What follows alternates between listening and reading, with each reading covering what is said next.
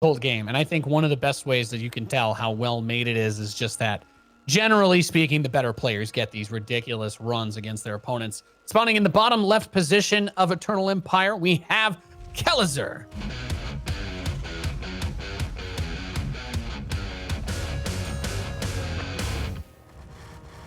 And in the top right-hand side, looking for some redemption. He is special.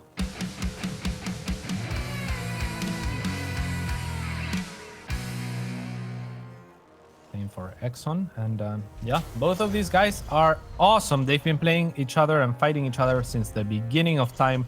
There were some glimmers of hope in the rivalry for Kelazhurl maybe like 3 or so years ago, but since then, I think that Special has taken over decisively and has continued his dominance from, I said 20 years earlier, but without joking, he was actually one of the best, if not the best, South American players in Brood War as a young kid. So he's been around for something like 15 years, dominating the scene. Yeah, dominating almost feels like an understatement, right? Yeah. You're like, you talk about tournaments and you're like, oh yeah, who's the player of this region? And we're like, well, sometimes it's this person, sometimes it's that person. Talk about Raynor coming up and kind of taking that mantle off of Serral somewhat, although both of them still being dominant players. But Special has just kind of had, he's had a good firm grip on the title for Latin America, StarCraft for, I mean, honestly, as long as I can even remember.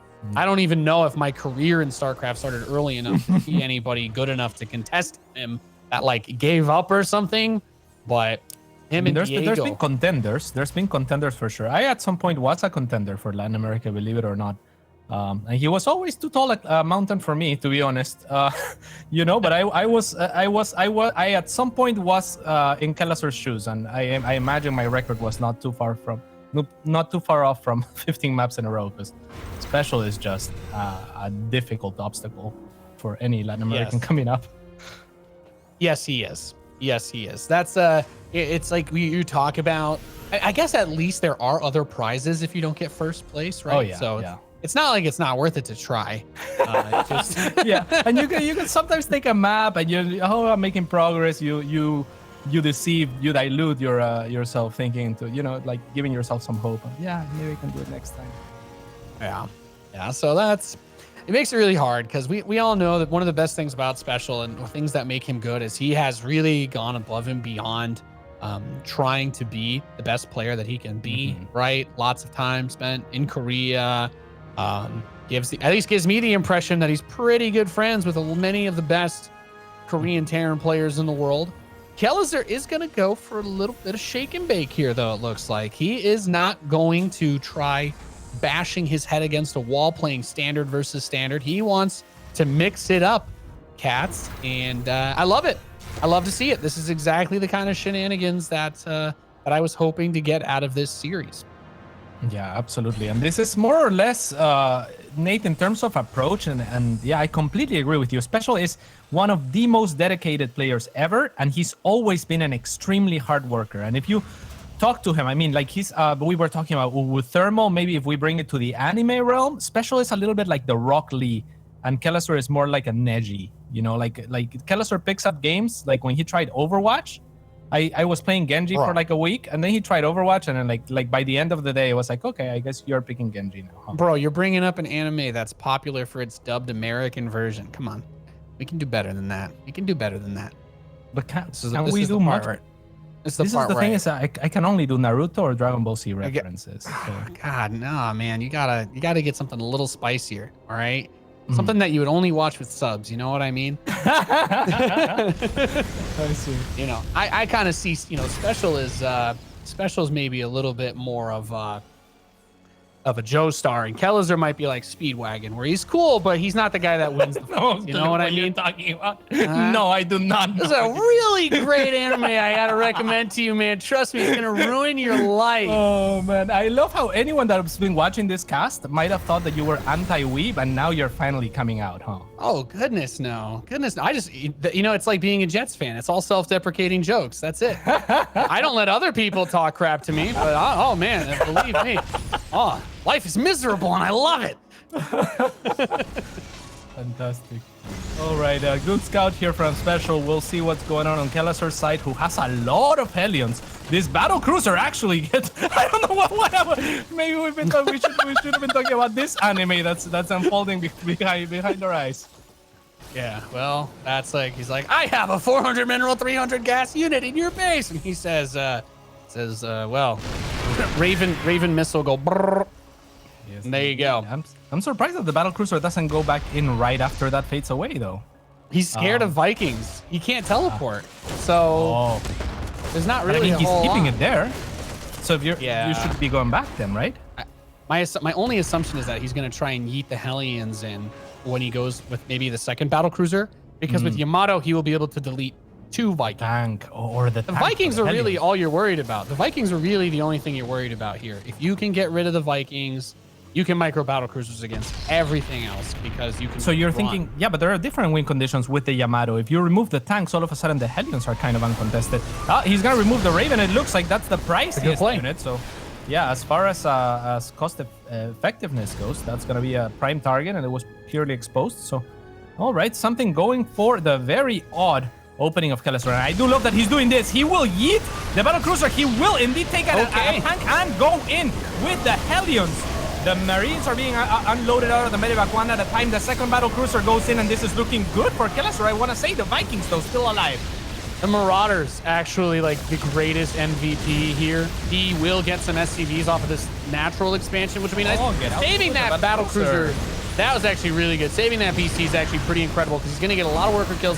The Hellions would have... You know what? The Hellions did their job, I'm going to say. I was looking at those Marauders blasting things apart. I'm like, he could have done so much if he was able to like target fire those down fast, but this is such a weird game that we don't really get to see. I'm going to be honest, the only game I've seen like this was and I don't know that he just built 2 more starports or anything. He's going into factories, but well, it was Supernova versus Thermal and War Chest, like when he just like, I'm just going to keep eating battle cruisers into you. But Special has actually defended this incredibly well. I think the biggest problem with the BC is that it does suck all the resources that you would have put towards basically anything else. So if we look at that third base of Kelazhurl, there's not really a whole lot there. The Hellions are going to be able to come in and get some damage, which is nice, but whatever units are going to trickle out, we'll be able to deal with them. Whatever trickles out for Kelazhurl is not necessarily going to be able to shut all of it down. If he doesn't bring the Vikings, I guess the battlecruiser will be nice there, though. Yeah, and you're on point. These Marauders are such a great choice on the side of Special to deal with these Hellions. The Marines are going to be easy pickings, but the Marauders are so chunky. Yet still, he has to guarantee a win in the air. And with this SCVs repairing, the Vikings will go down, and eventually the rest of the Bio army as well. Oh, good repair, though. I mean, I love that he brought the Cyclone out, actually. Baits the Widow Mine. All right, that's actually a really good hold by Kelazhurl. I like what I'm seeing. He's got an economic lead. He has multiple battle cruisers. It's going to be hard to build medevacs while the BCs are poking. I want him, since he killed those Vikings, I want him to send those battle cruisers across the map. Don't teleport, just move command him. Get out there, try to do something, bring whatever reinforcements you need over towards that third, but maybe he was scared that Special just went to the bottom right instead of back home, and he's worried about a counter. So he did wait for the siege tanks, which is also completely fine. But that's the cool thing about these BCs is that yeah, they're not really supposed to just be able to kill you with just this few, but if you ignore them, they'll wipe out your whole mineral line in 3 seconds. Yes, absolutely. It looks like Kelazhurl is post-training to try and continue to harass with those battle cruisers, especially at the same time with counter harassment of his own. I really like that at the end of the first fight, when the battle cruiser is saved and the Hellions pivot towards the mineral line, so much was decided for Kelazhurl having a chance in this game, because if those Hellions continue to fight the Marauders like you were thinking they might, because it seemed like it was what they were doing, and don't kill those 14 or whatever SCVs they killed, and if the battle cruiser isn't safe, then this game is all but closed. But as it stands, with this battle cruiser staying alive and killing the Vikings as they pop with Yamato, Kelazhurl not looking too bad at all. No, that's the big strength of this, right? Is you kind of you force the bio player to go against Mother Nature, to go against their instincts. Instead of building medevacs, you make them, you basically raise the value proposition on Vikings, but then the bio loses a little bit of the efficacy of not being able to be as mobile, not having the same level of healing potential or doom drop potential. And we see that in these attacks, he's not really finding too much pay dirt special. He's taken a lot of damage from this, and he hasn't been able to deal too much back because battle cruisers are just that weird unit. You can defend them with a good real force, but if you don't have exactly enough to stop them, they're gonna kill everything. And that's what he's doing right now. He's over the production. Units are gonna die as they come out. If he doesn't move the SCVs, they die too. And they're just so chunky. Like one Viking, sure you can kite, but like while you lose everything else in the process. Yeah, I'm a huge fan of the progression for Kelazhurl in terms of like what he's getting. Wow, those turrets. Bro, am I watching my stream over here? Dang. He was going very heavy on the Hellions at first. Then he sees the adaptation from the Marauders of Special, manages to deflect the first attack with the battle cruisers. So Special, when he sees the battle cruisers out on his side of the map, thinks it's a good idea to attack, but now Kelazhurl has tanks. And I think that this surprise that Special is running into, right? First thinking that there wouldn't be a second battle cruiser maybe for the first attack, and now the tanks for the second, has put Kelazhurl in a fantastic position. Yeah, no, this is disgusting, actually. Like, this is one of those builds that when somebody who's very hardcore about playing standard, you run into this on ladder, you're like, oh, this guy's terrible, right? He's just going to use battle cruisers. All I got to do is just play really good macro up and kill him. And then Kelazhurl's like, my build is actually very specifically tuned to be able to punish people who don't take my build seriously.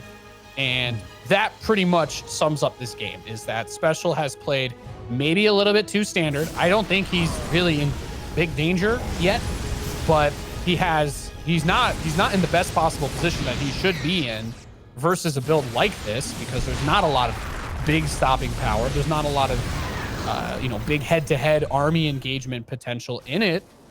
But then now he's actually gotten all of his bases up because of this harass. He's still dealing tremendous amounts of damage. Our wonderful observer pointing out that he's got 34 kills on that BC.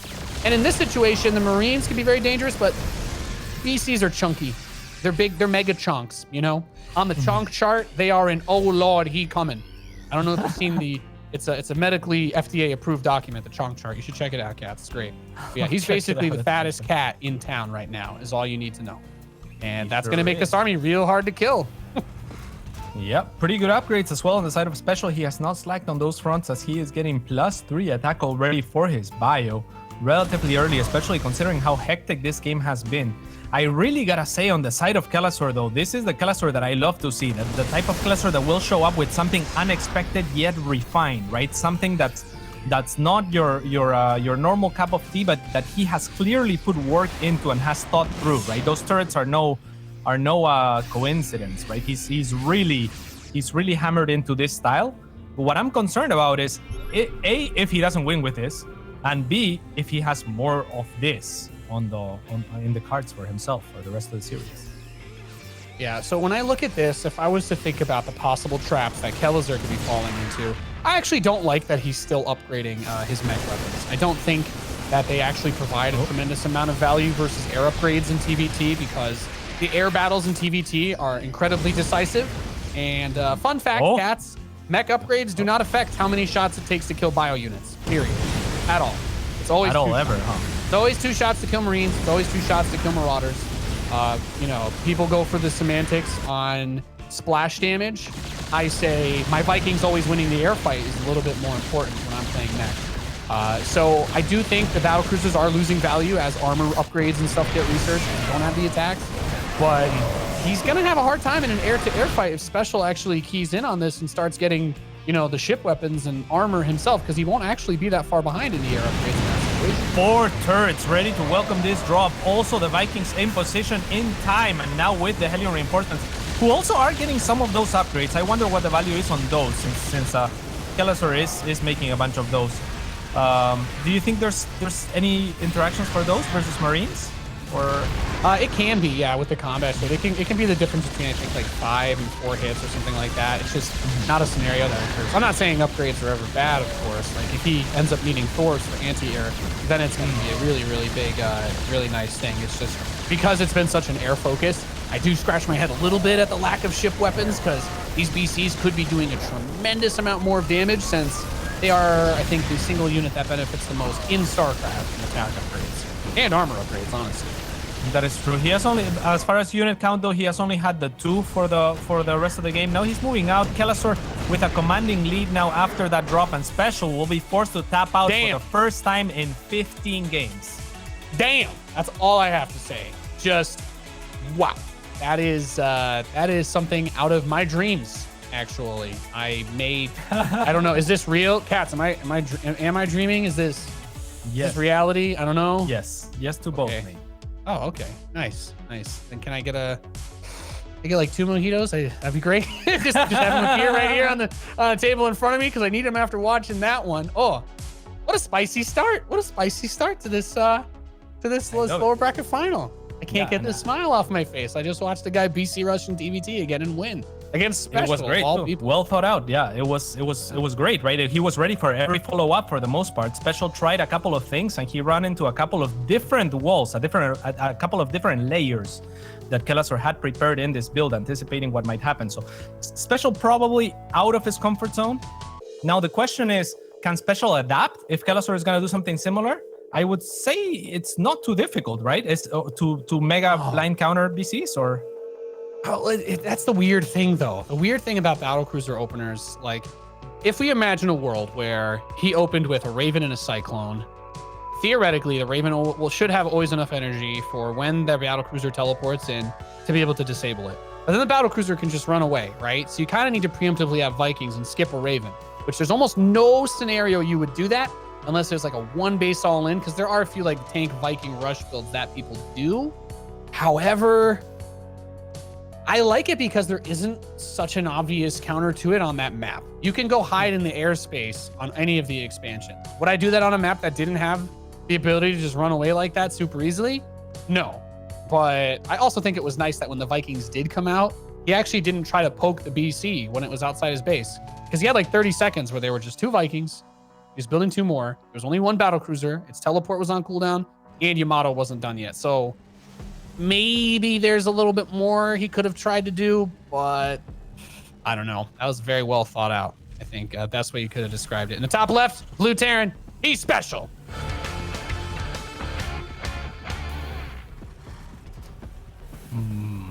And in the bottom right-hand side, the man looking to make Special have the worst week of StarCraft he has had in something like 15 years. It is Kelazhurl.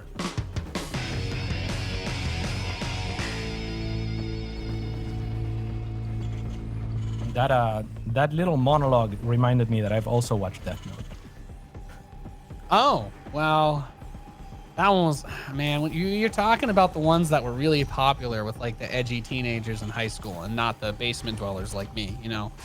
I'm just saying. It's, you know, Death Note's a little, it might be a little too. Come on, really? I think it got a popular dub. I think it got a popular dub. I mean, sure, but I mean, most of the time popular things are. I'm just messing with you. I think popular things are the ones that people like the most. No. Of course. But if you watched the dub of like My Hero, then I do have issues with you. But that's beside the point. Yeah. Whenever I get a chance, I do watch with subtitles. Is that the way? Yeah. For the most part, there's a lot of things that get translated by the people who do the preparation for the dubs. So sometimes the dubs will not actually match the subtitles. Like the lines themselves will change just because in order for someone to naturally say it in English, they actually have to reinterpret the entire thing. And some of the humor can be lost in that, Cats. Of course, yeah, no doubt.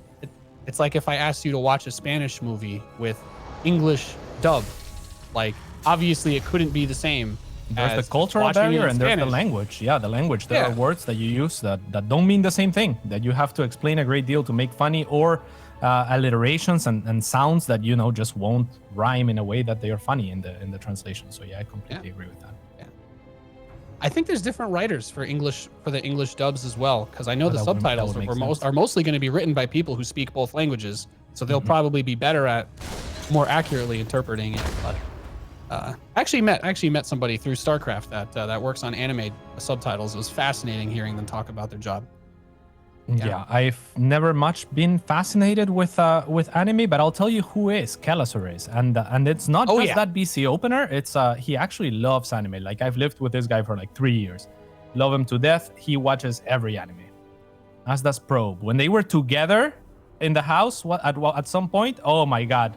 We went to play tennis once, and I just asked them, can you guys yell like Prince of Tennis quotes whenever you serve? And they started doing that. It was too funny. Oh yeah. Yeah, no, that's how you do it, man. That's how you do it. You make up your own special moves based off of whatever shows you like to watch. There you go. You just kind of shout them out randomly. You never just thrown a punch and just screamed the word persona out loud as you possibly could. You're not living your life. This is a pretty awkward poke though. It gets really kind of caught off guard by the number of Reapers and Hellions here. Kelazhurl losing that early poke potential while the reactored Reapers with a medevac follow-up. This is like the type of build you used to see Illusion do in Wings of Liberty. Medevac Reaper Hellion. And of course, we don't have the Nitro Jetpack upgrade in this game, but the Reapers do heal themselves. And that Viking opening, actually Landed Vikings will probably be able to deal with this now that I think about it. Landed Vikings are pretty good. Yeah, Illusion, hyper-aggressive player of the same brand of Future and the North American aggression. It seems like a little bit of a theme, isn't it? With North American Terrans and like 2 basing and 3 basing, it seems to have been a theme for a very long time now, especially with this powerful poke. The Vikings are not gonna have much to say about the ground, but the SCVs have all been evacuated from the natural base. So well done. Yeah, I think if he was worried, he could land the Vikings because they do the double damage versus the Hellions. Like the Vikings actually really rip Hellions to pieces. So there you go. Good cleanup, and then just don't. Oh, okay. There's something going on. The main is what's going on. It's just the 2 Reapers, but they pull the entire army back, and that's gonna cost them, I think, 1 extra SCV or something. Yeah, it's a reminder to vacuum more than just the spot where the chips fell, because you never know, cats. Yeah, absolutely. Also important to note, none of those SCVs needed to die. There was 4 or 5 that were transferred back, so that could have been an even more comfortable hold for Kelazhurl, who does lose that initial poke, but I think it was all worth it just to get the information, and he handled it pretty well. Oh, yeah. That definitely could have been worse. That's one of those, it's a very weird kind of contrast of builds where if he had gone for the Raven opener, he could have maybe tried to bait the turret from Kelazhurl and then move back in again. But because it was just a lot of Vikings, it actually gives him a little bit more stopping power for this. And this actually might be what I was talking about earlier, where you skip the Ravens entirely just to do a really fast Marine tank push. And the entire game now basically hinges on him trying to keep that air out, but also he's got to deal with the tank. He's not looking at the tank. Yeah, that did not go very well. He lost 2 Vikings, and his tank is very beat up. Yeah, did get the Raven, 3 Vikings though now falling on this tank, like you said. We'll have to abandon this position, so not too great for Kelazhurl on the offense there. It certainly could have been a little bit better, but ultimately not unrecoverable either. Gains himself some map presence and some space. So let's see what he can make do with that. Both players this time around committing for the air superiority. Yeah, it's such a thing that the Viking, ever since it got that, especially ever since Ravens became powerful, but also that double damage versus mechanical units on the ground is just they're too important. Like I said, you'll see a lot of Terran players skip, even when they go bio, skip medevacs for a very long time, because even if you're against another bio player, you obviously can kill their medevacs, but then if you ever get a situation where it's just the Vikings left over, like their harass potential is awesome. Terran buildings also take the bonus damage from the Vikings as well. Like, they're just very strong. This Cyclone left AFK, unfortunately, gets picked off. Yeah, we'll reveal a little bit of information, but nothing too important. And yeah, you know what I like to do in TBC when I play Terran is make Vikings and Hellbats, and then attack on the ground with that. Is that crazy? That's a little crazy. Zerg doesn't have mechanical units, but you know what, cats? It's very brand for Don't you. Vikings so I'm don't gonna Vikings say do extra against roaches? Isn't it against armored? It's against mechanical in particular? It's mechanical only. Oh, really? Yeah, so that includes Terran mech units, Protoss mech units, and Terran buildings. Oh, that's so lame. Oh, against Protoss. What about against Protoss? With like ghosts for Hellbat. Vikings do bonus damage to sentries, stalkers, disruptors, Colossus. Yeah, basically anything Hellbat that Viking, isn't bio. Would Hellbat Viking work against Protoss then, Nate? You can use Vikings against Protoss. The problem is, they die really fast too, right? Protoss has a lot of really good anti-armored type units, but in a theoretical scenario, if you want to land 10 Vikings on an Immortal, you're going to kill it almost instantly. Nice. That's all I needed to know. Yeah. All right. So we have multiple tanks here being sieged. The position for the third of Kelazhurl is good, but Special does have the Viking superiority now at this time in this position, and he's actually gonna fly over. Could kill some reinforcing units, but now is being flanked by the rest of the Vikings of Kelazhurl, and actually Special being dislodged with some losses for free. Yeah. Cats, would you believe me if I told you that the way I play TVT is to try to get up to 40 Vikings and then just land them in my opponent's base and instantly kill everything with like 10 tanks protecting all my expansions? I would believe you if you said like this. Yeah, I've beaten 5,600 MMR people on EU with it. It's Vikings are very silly units in this matchup. They are. Yeah. You know, Greetorp at some point, his strategy was to make only Vikings. It was well, back in his day, that was terrible. Back in his day, that was a terrible idea. Awful. Nobody should have ever done it. But when three Vikings two-shot a siege tank, then, then Vikings are pretty good. Yeah. Especially with the Servos upgrade. I'll do you one better, Cats. Did you know that in an attempt to increase Viking usage, they made it so that if the little flyer helpers, little icons under the Vikings are touching each other, they will still land and then they will find a new path after they land. So you can actually stack 40 Vikings into a very small space as long as they're all basically touching each other. And if you try to land them, you can land all of them like inside of 5 depots and they will all be stuck there glued together. No way. Yeah, this is how I kill people because I just find one tiny spot and then the little Viking flower turns into 40 in one shots of planetary. That's amazing. Good times. Yeah. Yeah. Good times. Since we're basically setting up camp here, and it might take a little while for this game, guys, just figured we go for a little story time. Hells yeah. Everybody in chat, you guys can tell your favorite campfire stories. Do it. Now we have a lot of these sensor towers. I love the offensive sensor tower. Oh my God, we haven't seen an offensive sensor tower in such a long time. Have we ever seen an offensive sensor tower? This is the stuff of my dreams now. Now we're entering my dream, Nate. That's really good, right? Well, you think about it. Think about it. You're like, okay, I don't want to lose my tanks. I don't have enough scans to keep scanning because I don't have the air superiority, right? So what's the next best thing to do? Build a sensor tower, and then if you see your opponent trying to bring his tanks over, then you just scan. Because what are the units that are what are the little red slow-moving dots that aren't going over the ground? Or that aren't going over the air-only spots? Well, those have to be tanks, right? So you just scan if you ever see them trying to come at you. Yeah, and it feels so horrible that space as the defending player when there's a sensor tower that's just kind of like watching you all the time. Oh, that makes really move out of that third. Yeah, it's annoying. It's like my blood pressure is rising, Cats. I might need to take a break halfway through this cast. I don't know if I'm going to be able to handle this.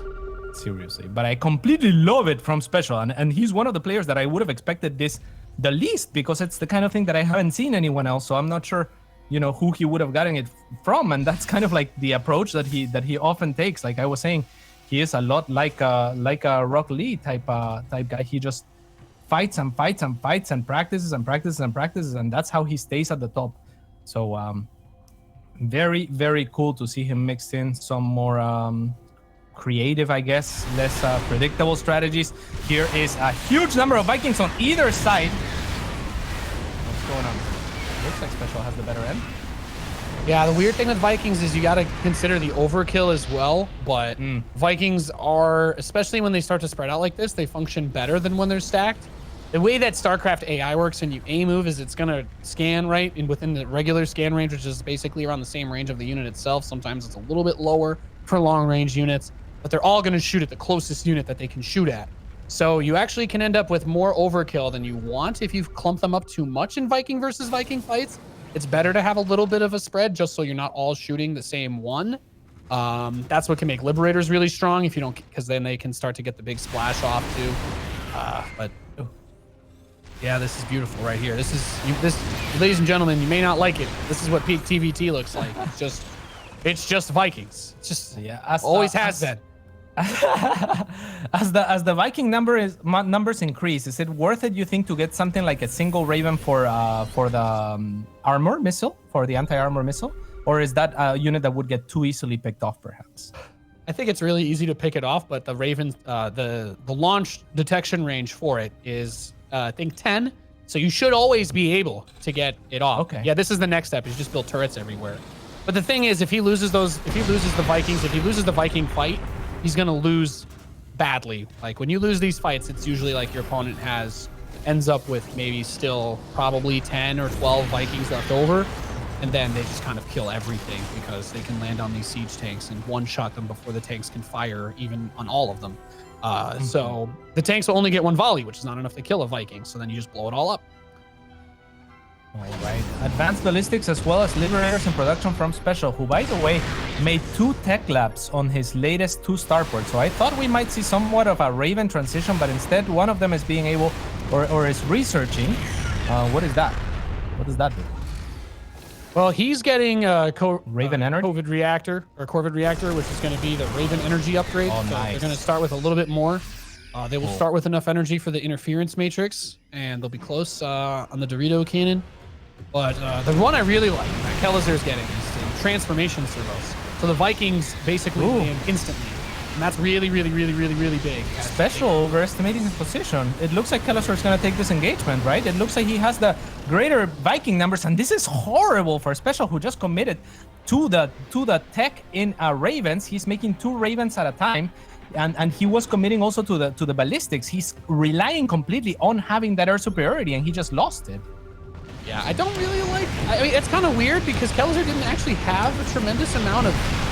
He's actually behind on the upgrades. He doesn't actually have any attack upgrades for the Vikings, but he had the numbers advantage by enough. And as you can see, they instantly delete those siege tanks and the missile turrets that are by them. So, I mean, honestly, Ravens are very weird because theoretically, if you land all of your Vikings, if the Ravens throw the auto turrets, those are also mechanical. So Vikings actually completely obliterate those as well.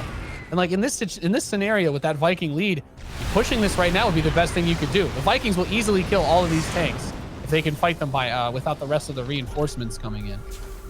Yeah, the Liberators are actually gonna siege to dislodge these tanks, and Special feels like he is retaking air control with this Ravens. I think he is gonna be able to zone out the Vikings easily if he can land one of those anti-armor missiles onto them. There is a decent amount for both, but I favor the Liberators here, right? They are the ones that are gonna inch closer and closer if Kelazhurl can't win in the air. Yeah, I mean, Kelazhurl really needed to add more starports. The last time that we checked, it was like only 2, I think, right? Versus 5 that were out for him. So he's up to 4 starports, but yeah, the Raven Dorito cannon also helps a lot because you're completely negating the armor upgrades of the Vikings. And since he only had, I think, +1 before that fight, it ends up being what his Vikings are at -2 armor being applied twice. So it's an extra 4 damage per volley, I think, from his opponent. I didn't know that's how it worked. I love casting with you because you always know these little things that are kind of like difficult to know. That is really cool. But hey, Kelazhurl somehow clears the air up. If he lands right on the siege tanks, I think he kills everything. He should be able to wipe these off. Now there's the reinforcing Vikings that can also land on the side of Special, and I think this might be a little bit too much. Yeah. Oh man, there's still too much left over here is the problem. As crazy as this sounds, like he kind of needed to have like 5 starports just only building Vikings because the tanks just, I mean, they don't really do enough if you don't have the air advantage. The air advantage is too important in TVT. Simply put. Cyclones are going to be easily zoned out by tanks. So is there a reason to make Cyclones over, say, Thors at this point? No. Cyclones and Thors are both really bad against the tanks, and the Vikings, if they land, is part of the problem. Like, Cyclones can be good, but the bigger issue is that there are tanks here. It's like Cyclones are just awful versus tanks. What he should do is probably just land those Vikings and kill the planetary, because they probably will be able to do it. They're actually disgustingly good. Or at the very least, kill all the SCVs that are trying to repair, because there's no tanks in range of this. I think he could actually, if he just lands the Vikings, he should be able to blow this base up. Now, Kelazhurl is going to feel the pressure and move up. The tanks are going to get a couple of shots off. He's not landing. I don't know why he's not landing his Vikings. I think he could have defended this position pretty easily, but kind of gives it up a little bit. That's, I don't know. That's a little bit of a flood, but Special's ahead 60 supply, so who am I to judge? Yeah, he could have definitely landed them at a little bit earlier, just out of range of the planetary fortress is all he needed to do. So could have punished a little bit. Get into this situation very often. Who does, right? Like he has an offensive sensor tower, so it's definitely a weird situation to be in. Yeah. He's had a sensor tower outside his third since he took it. Wonderful. Oh, that's good. Yeah, that's pretty funny. First, fourth, whatever. Yeah, and I mean, look at the base that he's taking as well behind the Special. He has been powering up, similar to what we saw Clem doing in a previous series where, you know, he's not just applying that pressure, he's leveraging every advantage that he gets into further leads economically. These Vikings are going to land, and they're going to deflect for now, at least these Cyclones. That's a gutsy battlecruiser. Yeah. The weird, it's just when you get into mass Viking scenarios, Battle cruisers can be useful, but they're not really that great. This is where the cyclones are nice. If there's no tanks, then cyclones are actually really one of the things you can do against them. The battle cruisers killing the cyclones was a problem. You have to remember, cyclones actually cost a lot more than Vikings do, so the resource trade-off needs to be significant for it to be worth it. Because now he can just shepherd the DCs with his Vikings, and then No turrets here. Yeah, that's it. I don't even know if he cares if there's a turret. Yeah, I think Special is just gonna. Oh, maybe not. Here's the reinforcing units of Kelazhurl, who has been choked into this position, right? Like, even if Special doesn't break him now, it's looking increasingly harder and harder for Kelazhurl. It's difficult not to count him out. He has been hanging by the skin of his teeth, but I think we are encroaching the end of this game as this planetary fortress is about to fall, and with it, much of the economical hope of Kelazhurl. So there we go. Well done, Special. Ties the series up. I got a lot to say about that game, but we're going to go to a quick break first. I'll just say it during the boring part of the next map. Ladies and gentlemen, we'll be right back.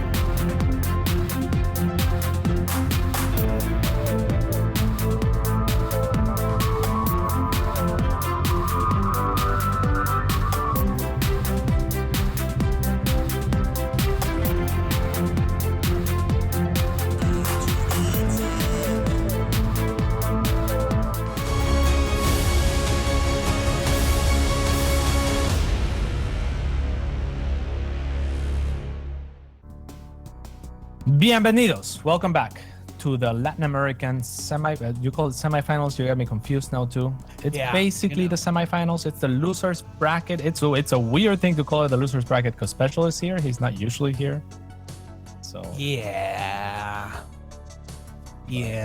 Well, you know, I mean, we could always try to do the thing where we just make everybody feel better about losing and call it the lower bracket finals. Oh, right. Like that. I don't know. Lower bracket. But at the end of the day, we've got a tied series, and it's been fun. We've kind of had everything. We got our battle cruiser game. We just watched 20 minutes of Vikings shooting at each other, which was also very exciting. And I'm hoping that we could get maybe some more battle cruisers and maybe some more Vikings coming up in this series, huh, Cats? We'll have to see if this man is gonna bring it. It is for Archangel Gaming, Kelazhurl.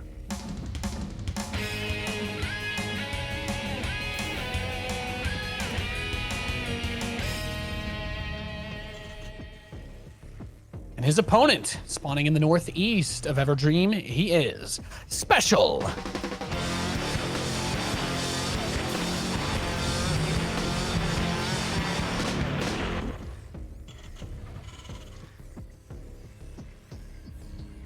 Okay. Oh, Good times. good times indeed. Whoa, is that a second gas? What does this mean, Nate? So, I mean, depot, gas, racks, gas. It's going to go fast Reaper most likely with a quick factory afterwards. You can go straight reactor and then factory, a little bit more risky if you're getting cheesed, but gives you the possibility to like insta kill someone who goes for like a 1 racks Reaper expand with 1 gas. There's a couple of ways that it can be weird, but otherwise it usually just turns into the standard build. Most Terrans, once they have the factory started, will pull an SCV off of each gas. Greedy Terrans will pull 2 SCVs off of each gas. And then you just get your command center, then you put them back on gas. And a goal of it is that you get the early factory, so Reaper Hellion can really easily deflect. Well, not necessarily easily, but it gives you the power to easily deflect like a proxy Reaper type play. It's just kind of like a middle of the road build because TVT is such a volatile matchup. Whereas what Kelazhurl's doing, if he was being proxy Reapered this game, probably gonna instantly die, but that's not what's happening. So it turns into a little bit of that. We talked about this earlier, but can Kelazhurl basically not take any economic damage from the first poke that Special does? If the answer is yes, then this is a very, very small, like I'd say not more than 5% build order advantage just to have the economy going earlier. But as we've seen, Special has been able to get work done despite that. So it really just kind of boils down to your preference and how comfortable you are with being attacked early on in TVT. I can't Reaper expand. I die to like everything. It's a bit risky to just do Reaper expands on the ladder all the time. Yeah, definitely. And Kelazhurl is gonna be, well, both of these players really on uncharted territory in the sense that they're 1-1 for the first time in a very long time. So they play each other so much and for so long that I think it's relevant that Special, if you have a feel for, hey, Kelazhurl is normally cheesy in the third game, that may not be the case on the basis that Kelazhurl doesn't feel like he's 2-0 this time around, you know? So maybe Special playing to what he would expect in a normal series against Kelazhurl, but Kelazhurl maybe a little bit more confident, not having to or not feeling the need to cheese or try to get a cheap win to get back into the series this time around. So does that give him an edge then? It's hard to say. I think both of these players are probably too comfortable or too confident for like momentum to be a big factor in this, unless Kelazhurl was like really winning big, like 2 games in a row. Then I'd be scared for Special in game 3. But I think, I think both players are just like, they've kind of run the ringer almost, it feels like, of TVT in just the first 2 maps. So we're gonna have Banshees, which are a little bit less popular these days, come out, but they're actually can be really good because a lot of people move the Ravens across the map too. So it's a weird dynamic, TVT. There's just so many different builds you can do. That's kind of where most people's unease with it comes. All right, Kelazhurl will be getting the cloak for the Banshee, where Special is not. So is Special gonna be, does he need a Raven right after? Is that gonna be in time, or do you just favor the cloak? I think he's gonna get a Raven after this Banshee. I think that's what he wants to have that gas for. Either that or he goes straight to Vikings, which would be risky, but yeah, there's the Raven. And the reason you would do a cloakless Banshee is you put fear in the heart of the Terran on the other side. And it gets spotted too. Because Kelazhurl is getting cloak and a Cyclone and another Banshee. Seeing this Banshee, he might drop an engineering bay right now. And if he does that and builds a turret or 2, then not getting cloak is worth it, even if this Banshee shows up and just kind of dies. But it looks like it might get this Widow Mine at least, which is pretty nice. Who got who? I mean, obviously the Widow Mine died. So like, if you ask the question to the Widow Mine, it definitely did not kill the Banshee. But is it worth to damage the Banshee enough to push it back to where Kelazhurl doesn't need or feel the need to make that that eBay, for instance, or... Yeah, it's weird. I don't know. I'm not going to say that I'm a fan of cloakless Banshee play, but I will tell you that as a Terran on ladder, if you see a Banshee, your instincts are, if I don't have a fast Raven, your instincts need to get a turret. Oh my God, that was... Wow, I would be mad. I would be mad if I was Kelazhurl in that situation. That's... What is that one Marine doing there? Oh, why didn't they tell my Banshee to keep moving? Oh. Yeah, that's bad. Yeah. That's actually a really could he have moved out of range? I'm not even sure. It was sad. Detectors have a weirdly large vision. I mean, most of the detectors, like you can just see real far with those. No, I think that Banshee was attack moved or something out of range, or it wasn't clicked all the way because it turned around to shoot the Marine, and that's why it died. Oh, I thought it just realized it was being shot at and it might die, so I tried to kill it before. But maybe it could have gotten away. There is a second That's a weird, unfortunate thing, but meh. All right. Well, Kelazhurl does have upgrades going for him. He is getting stim, and he does have another Banshee ready to poke that hasn't been revealed. There's nothing in the main of Special to account for that Banshee, and now Kelazhurl is getting catching wind of this move out. Well, there is technically one Marine, thank you, to catch that Banshee, but it's not going to have much of a say in the matter. And the Banshee is now moving in as Kelazhurl sees Special moving out. It's up to, can he defend this comfortably? He needs to evacuate that third and do a lot of damage here on offense. Yeah, this Banshee actually getting a little bit of work done in the main, though, is nice. Pushing this third off, at least buying some time. He knows that his opponent wants to take it, so it's time for him to take his own third. But this follow-up Banshee, you don't really expect it a lot in TVT. People try not to build turrets. People have like this stigma against it and all that. They're like, oh, save the 100 minerals, save the 50, the 50 minerals. The SCV wouldn't mind building it. But at the end of the day, there is some value to having somewhat of an anchor against that type of stuff, because he just burned 2 scans now. Someone's like, 100 mineral turret's never worth it, Nathan. And I'm like, well, there's 500 minerals the mules could have mined. So I don't know what to tell you, brother. Don't know what to tell you. Beautiful backstab. Now, however, especially with a decent position, but the tanks are essentially naked. These Marines can actually stim onto them, I think, with good enough splits, but the auto turrets of the Ravens are doing a good enough shielding for the time being. These tanks are zoned out themselves, though, so it's not a huge loss for Kelazhurl. And the game seems like it's mostly gonna restabilize with both players retaking their thirds. Oh wow, 8 SCVs there.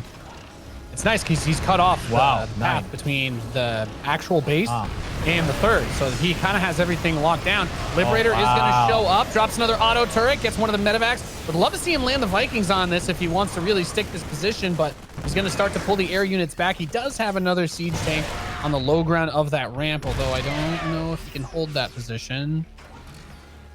Yeah, would have loved for that siege tank to be a little bit closer perhaps to the third. Yeah, it did look like momentum was favoring Special to where he could have maybe broken that position, which is surprising to me because there was only 3 tanks naked for a long time there. But it seems like both players will secure their thirds and the game might normalize, though this Liberators might have something to say about that. This early air control in TVT is so good.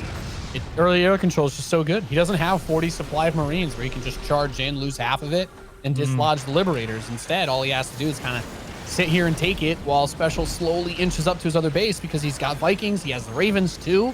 So if he tried to like load a medevac full of Marines and jump it on the tanks, try to get past the Liberators, he could easily neutralize it. But going for the flank, that could work. Yeah, it's just gonna make it so that the damage is more spread out. Here comes with a few SCVs. I like that move as well from Kelazhurl, who is tanking the liberation zones with the tanks. Yeah, that's gonna be it. A Special will clear the position and take it for himself. Yeah, that's a ripping Alfredo, fettuccine, tortellini, linguine, ravioli, pastrami, cannoli. You know what I mean? That's I know exactly. That's bad. That's bad, man. That's a really, really big blow. Special that's like a perfect execution on that attack. Like he had everything set up as well as it needed to be. Yeah, I mean, it looks like Kelazhurl is gonna wanna stick in this game a little bit longer at least. He will reestablish the third. I guess Special giving a lot of respect to the potential reinforcements and says, I'm gonna play it safe, maybe repair those units and just keep my advantage, take a fourth and secure my third with that sensor tower as well. So confident play from Special. Yeah, I mean, Kelazhurl has his 2-2 finishing, which is the only like shining spot in all of this that I can see. if he were to somehow force a big fight where it's mostly Marines fighting each other and not as much the tanks, I could actually see his Marines ripping specials to pieces because that upgrade difference does actually have that level of impact. But the smart thing for special to do now is to play it safe, keep his cards close to the chest. If he wants to send out a harass unit or two, maybe that Liberator in the main was cute, right? But don't put yourself in a situation where those upgrades end up hurting you. Because if I was special, I would click on one of his Marines and I'd see the 2-2. I'd be like, my 1-1's just about to finish. Yeah, I have to turtle now, right? Unless I get such a crazy, overwhelming number of Marine advantage to be able to take a fight or do drops like this. This is fine. Yes, indeed. Now Special is gonna, or Kelazhurl rather, is gonna situate his 4th base, something that Special has done for a while. These little drops that you were mentioning are happening, as well as additional sensor towers. So Special does not want to be surprised by anything. He feels like he has a grip on this game, and this is his comfort zone. It's gonna be up to Kelazhurl to make something happen on aggression, or just drag this along for a longer game. But Special in his main, with access to his production, is going to be pretty annoying. At least there's no tanks here, right, to fortify the position. Yeah, it's like the Marines can take a pretty solid fight generally here with that upgrade lead, but actually just coming in and getting that was nice. He's a little bit supply blocked too. Kelazhurl actually is very hard supply blocked, never mind. He's at a 33 of 133, and the only thing building is a command center, so he could give up all his mules for the next minute and be able to build units again, but that's about it. Yeah, Special's kind of overwhelmed him right now. He's got the whole map after that big push. Oh, that's so sad. That Viking wants to build so fast and it can't build at all, right? Like those medevacs could have been checkmated if the supply block wasn't happening. Yeah. Well, the command center finished, so gives him 15 more supply to work with, which is nice. He's gonna try to turn that into planetary now. And this drop is back inside of his base. It's a lot of firepower, and now as the upgrades start to eventually get even, then it becomes a little tougher. I still actually like that Kelazhurl is keying in on those. He still has his 3-3 like over halfway done. So he'll have the upgrade advantage in bio forever. The problem is, you know, he got hard stuck supply blocked for a very long time, and Special is now at the point where he is banking resources because he hit max supply. And I think in a head-to-head fight, even with the upgrade disadvantage, he will probably win. It's him though. Maybe a little over-eager there. He's got 2 Ravens with full energy, so my assumption is that he's just going to disable the tanks or Dorito cannon the bio, or they'll just blind the Marines and die. Okay, you can't push him now. Such a brilliant move from Kelazhurl, right? If the tanks just walk back to that position, they don't get there in time to siege, but because he picks them up and lifts them with the medevacs, they get there in time to siege and make it so that Special can't force himself into that position. Really, really heads up play on the side of Kelazhurl. Yeah, Kelazhurl's been playing a really good series. Like, this game has been very, very hard for him, but the fact that the game is still going, his supply is slowly but surely going up towards 200.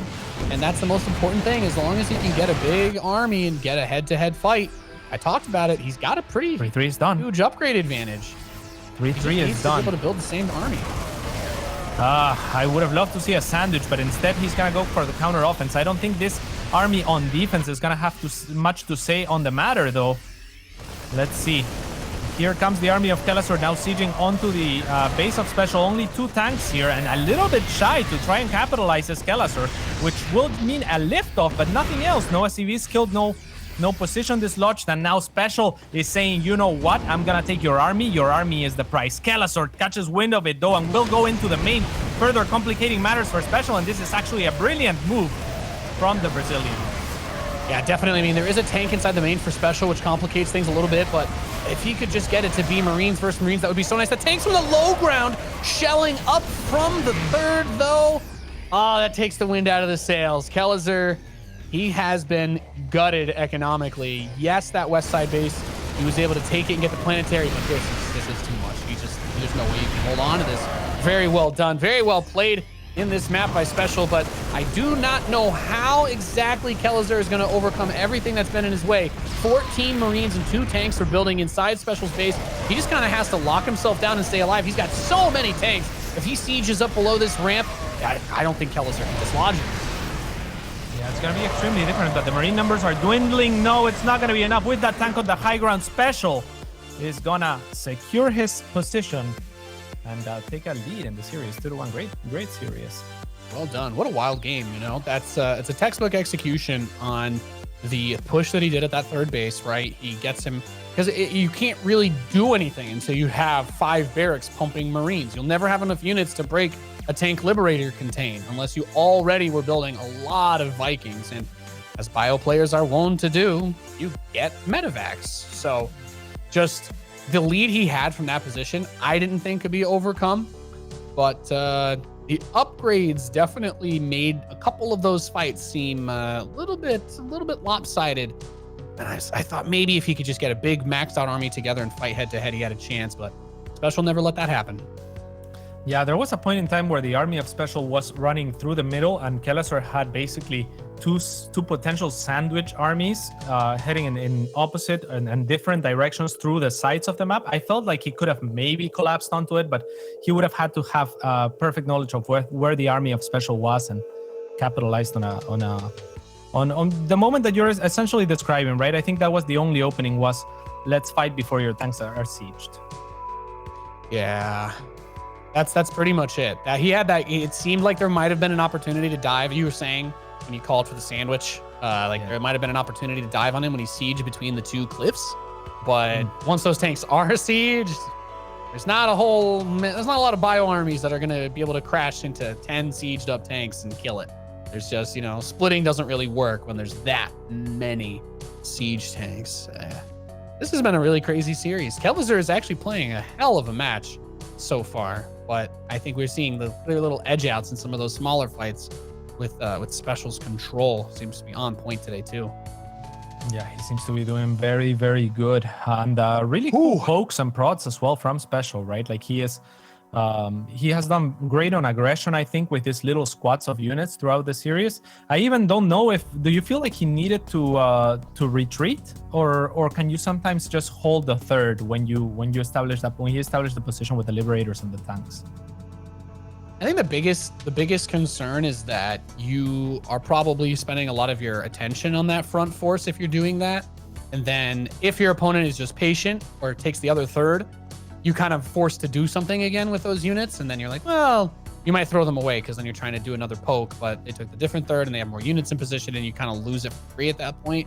But you extract maximum value when you push them off their base like that, and then you retreat after killing those tanks, just because you just have more stuff then. Because those power units, like the 2 or 3 tanks that caused that whole mess, are still very valuable past that fight, and keeping them alive is like one of the best things that you can do, if you can keep them alive, of course.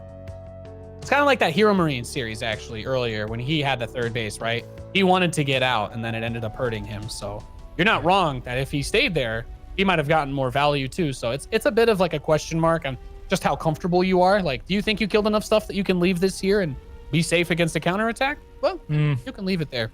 Cool. We're loaded in to game number 4. In the bottom right, you have the red Terran player. He is Kelazhurl.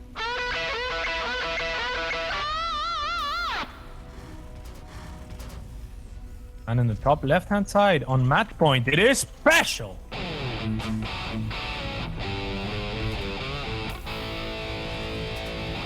Submarino, Nate. Do you veto this map? Yeah, I hate Submarine. I don't like it at all. Well, on this matchup especially, you get so much of that tank push with no Raven, by the way. Like, that's actually, that's stupid good on this map, because the main ramp is completely in range of tanks by the third on the low ground. Yeah, I was about to say, if you were to theory craft, this map is extremely short and extremely choky. Do you just mech on it, and is that good? Well, the weird thing about mech on this map is that there's not a tremendous amount of bases, so it's not even that hard to starve somebody out if you do it right. Like, the game that made me veto this map was like a 40-minute long TVZ, where I realized that after I barely managed to get my 5th base, that was it. There was nothing else. I was like, oh, yeah, there is no trading or grinding out here. If the other guy takes that top center base, then you don't ever get as much money as them or whatever if they get one of the other middle bases. So I think if you want to play slow games, no, this is not a map that you're going to want to play on. If you like cheesing, if you like proxying, if you like making people leave the game without typing the sacred letters G and G next to each other, then this map's right up your alley. Great for proxy void rays. Great for proxy reapers, proxy marauders, proxy tanks. I'm sure you have probably 7 different ways of proxy hatching people on this map, or as you said it, you can just walk your queens across because of how short it is, right? I think that's kind of the default values that I look for on in terms of maps, right? Like the shortness of this map makes me think that units that are particularly or normally seen as lower, clunkier units gain a little bit of value. That's why I was thinking maybe mech could be strong, because the other thing that makes me think mech is or could be powerful is the amount of AoE damage and the chokes, right? Chokes favor AoE. This map seems incredibly choky.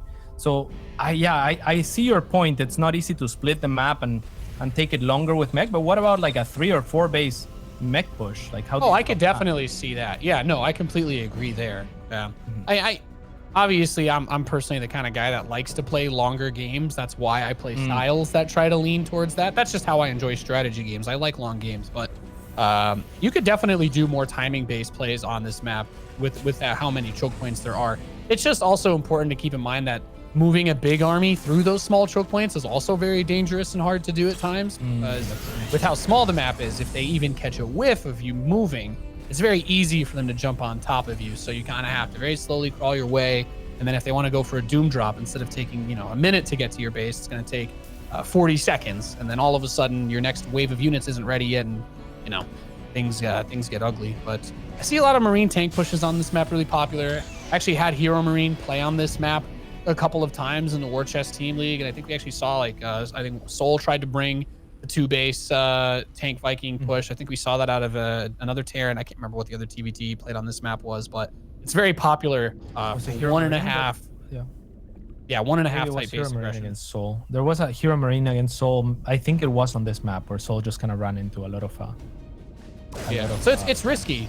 It's risky, but it can work really well because it's very easy to siege up the main and natural from the same spot, right? If tanks siege up on that ramp by the 3rd, there's very little that you can do to dislodge it unless you have a really crazy number of units. Build order-wise, this is a good opener from Kelazhurl. If he can catch wind of this Banshee fast enough, he has the Vikings to deal with it. It's once again a cloakless Banshee, and it will be deflected by it looks like by the Cyclone alone. Okay, the Vikings are gonna have to do some hunting here. Yeah, good deflection there. Why is that Viking landed? Yeah, I'm not sure. Worried about something else coming his way, like a ton of Hellions or something? I don't know. But look at this setup. Look at the setup for Kelazhurl. This is exactly what I was talking about. This random Widow Mine could actually be nice too, because it'll one-shot the Cyclone, I think, or the Hellion. Oh, he unburrowed it! Viking. No. Oh, that's classic mistake. You wanted to move it 3 feet, and then your opponent saw it. Hey, there was a forest fire just now. Did you see that? Yeah, the Hellion shot something. Oh, I see. No. There was. Oh, I see. Yeah, the doodad. Hellion fire breaks doodads just like creep. All right. Here is that little poke by Kelazhurl. He does have a Viking advantage, or does he? But because there's the Raven, I think that kind of breaks the balance off, right? And this tank could easily be dislodged as well. The Raven trying perhaps to go for the Matrix to gain that position back. It's such an awkward spot because if he kills the reactor on the starport, Kelazhurl needs to get vision right now. His tank should be shooting. If he kills the reactor on the starport, then how do you actually overwhelm him? Oh, the 2 auto turrets. Really good play by Special. Needs to target the Vikings with the turrets. Good job. The tanks, you can always take care of the tanks later. They can't do anything without the vision. And that was actually perfect right there. Like, Kelazhurl could have maybe pulled the Vikings back and scanned if he was worried about losing them. But killing that reactor actually would have given him the ability to just overwhelm in air and hold that spot. That's something that happens a lot in this matchup just because your add-ons on the northeast are facing that cliff where everybody sieges up. The top left spawn on this map in TVT is just awful. Yeah, I feel like Kelazhurl must have been looking away in the very moment that happens, because he was a little bit late to pulling back those Vikings, right? Or do you think that he just didn't want to concede the position to the turrets for some reason? Maybe felt the tank was threatened. Maybe he realized he didn't have a scan, and he was like, "Well, I do need to poke with the Vikings." But then he moved them back in right when the other 2 Vikings were finishing. Like if he had killed the turret, it would have been like 3 in the Raven versus 4, but it was 4 Vikings versus 4 Vikings with the auto turret. So Special was always going to be in a good spot, and now this counterattack is I think he's going to have possibly a very difficult time with dealing with it. He does have a... How did he get so many Vikings? Like, what the hell is going on? We just got crazy numbers of Vikings today. Yeah, he opened reactor starport, so completely skipped the Raven or the Banshee as that special went for. And as a result, I mean, we have a very even number of units here with that Cyclone providing with the additional support. So that special can't easily dislodge this position. Yeah, it's so scary though. As soon as you snowball with the Vikings on the aggressive side, like especially on this map, I think you just die because those choke points, as you pointed out earlier. How are you going to try and sprint bio around a ramp and a cliff and then go down the ramp into the tanks? They have enough time to shoot you 2 or 3 times before you actually get in range of the siege tanks with just the the geography of this map. Yeah, and reinforcements are going to be quicker as well, so snowball effects very common on this map. As the tanks of special inch forward, he has taken a commanding lead in the air front, and now with this, I think the Vikings will land on top of these 3 tanks, and I think we're seeing the beginning of the end, Nate. Yeah, good job at unsieging the tanks very quickly, but then this is what happens, right? So now your third base is under assault. Does he need to lift the Vikings and try to kill it? No, he probably won't be able to kill it with just 2 Vikings, but he doesn't need to. He's got his own third base planted now. I think it's just about to finish, so it was a much later third, but at the same time, he's still accomplished his goal regardless. And it's like I said, it's all about the air in this matchup. In TVT, it's just all about the Vikings. Yeah, Kelazhurl is going to be producing 2 at a time still. A little bit bruised by the Vikings off special, but not too much. The tanks are now being spotted on the side of special, whereas Kelazhurl does not have vision, so he is forced to scan in order to attempt a trading fire. But the Viking count has been kept low from special, and the reinforcements, again, the topology of the map makes it so that they are extremely quick. The other important thing to point out here, Cats, is that he doesn't actually need to move up on those siege tanks. He's got a Liberator, and he's going to try to get a good position here as the Viking count starts to even, but the big goal, once he moves these tanks even a little bit further away, is he doesn't need to go up this ramp. He can siege that low ground outside the main base and blow up all the production. Starport is in range. Factory, I believe, as well. The initial 111 usually ends up being in range of this low ground, and that is what makes this map such a frickin' nightmare. There we go. And how are you going to dislodge the Liberator and tanks when you have no starport with which to build Vikings, Cats? Nightmare has begun. Yeah, that is an impossible question. It's a trick question, mate. This is why I hate this map. This is how a lot of the things here happen. It's very difficult to play map specifically because of that. The main base is just so small. There's not really any room to try and put your stuff much anywhere else. Let's see. Well, we all live in a yellow submarine once in a while, Nate. This is the time that we live in that yellow submarine. So, gonna have to just deal with it, man. Yeah, there's really not a whole lot that he can do. All his Marines are separated from the rest of the army. He can't really move those. He can try to go for some sort of sandwich. Special had a few of his tanks on siege. Maybe this is it. SCVs are going to get pulled. Oh, Still no. has the Look Liberator at the up. Can we He's not zoom in on the landing unit Vikings. scrap? Oh, man. Yeah. A tank and a bunch of Marines